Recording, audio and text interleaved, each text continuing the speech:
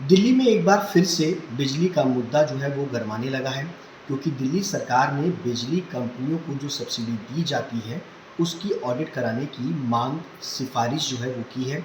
साथ ही साथ दिल्ली के उपराज्यपाल ने भी बिजली कंपनियों की ऑडिट की सिफारिश की है। लेकिन ये सब्सिडी जो दिल्ली वालों को पिछले कई सालों से मिलती आई है, क्या वो ख़त्म होने वाली है? इन तमाम सवालों के जवाब जानने के लिए हम पावर एक्सपर्ट सौरभ गांधी के पास पहुँचे हैं। सौरभ जी, दिल्ली तक पे आपका स्वागत है। मैं ये जानना चाहूँगा कि जो पावर सब्सिडी को लेकर के आरोप प्रत्यारोप दिल्ली में चल रहा है, दिल्ली वाले ये जानना चाहते हैं कि क्या वाक़ई दिल्ली के अंदर पावर की जो सब्सिडी उनको मिलती आ रही है, वो ख़त्म होने वाली है? और जो ऑडिट होने जा रहा है, उससे क्या दिल्ली वालों को फ़ायदा मिलेगा या नहीं? देखिए, पावर सब्सिडी तब तक नहीं खत्म हो सकती जब तक कि सरकार ना चाहे, क्योंकि इलेक्ट्रिसिटी एक्ट 2003 के अंदर क्लियरली मेंशन है कि जो रूल 65 है वो ये कहता है कि सरकार के पास में ये ताकत है कि वो चाहे तो एक व्यक्ति को या अनेकों व्यक्तियों को सब्सिडी प्रोवाइड कर सकती है। तो सब्सिडी अगर सरकार की इच्छा शक्ति नहीं है तो बंद हो सकती है, अगर सरकार की इच्छा शक्ति है तो बंद नहीं हो सकती।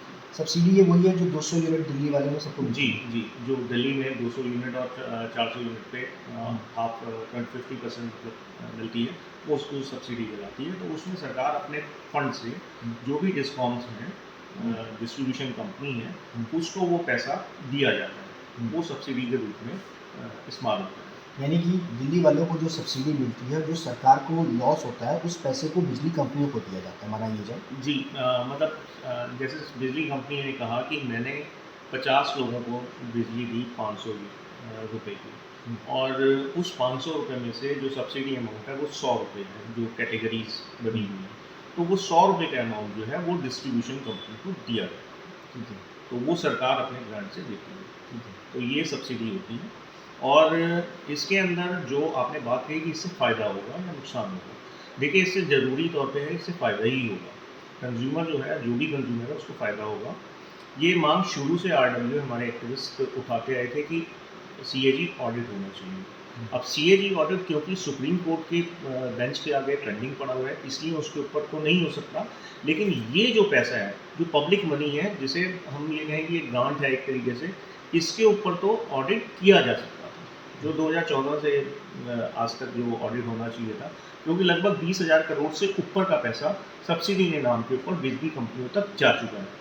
पहले ये सब्सिडी डायरेक्ट बिजली कंपनी के अकाउंट में जाती ये थी। 20 या 21 हज़ार करोड़ की जो आप बात कर रहे हैं, ये सरकार की तरफ से बिजली कंपनियों जी को दिया बिल्कुल, बिजली कंपनी को दे दिया गया है।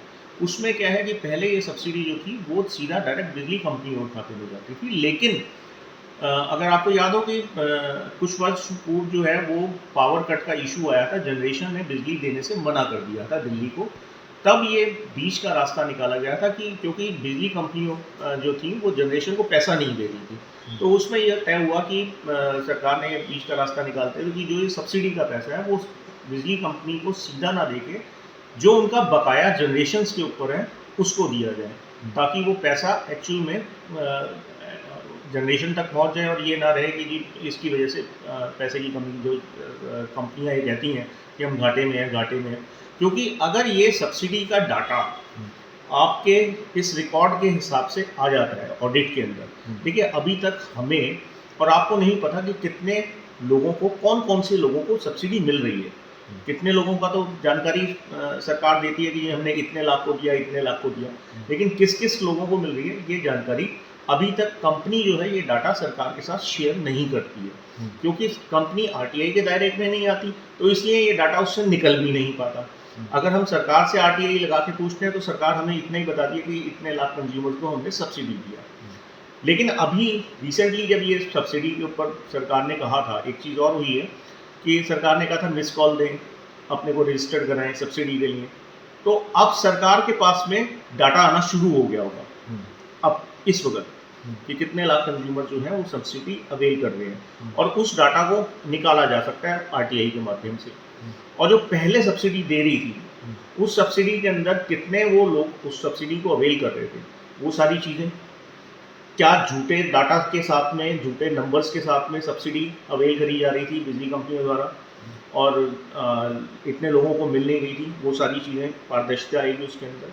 दूसरी चीज़, जो एटीएमसी लॉसेज होते हैं, एटीएमसी लॉसेज भी इसके अंदर कैलकुलेट करने में हमारे जैसे एक्सपर्ट्स को आसानी रहेगी, क्योंकि हमें ये पता होगा कि बिजली कंपनियां जो कहती हैं कि हम इतने % घाटे में जा रहे हैं एटीएनसी लॉसेस में, वो फिगर्स उस सब्सिडी के नंबर्स से उस जो कंज्यूमर्स हैं उनके नंबर्स भी क्लियर काफ़ी हद तक हो जाएंगे।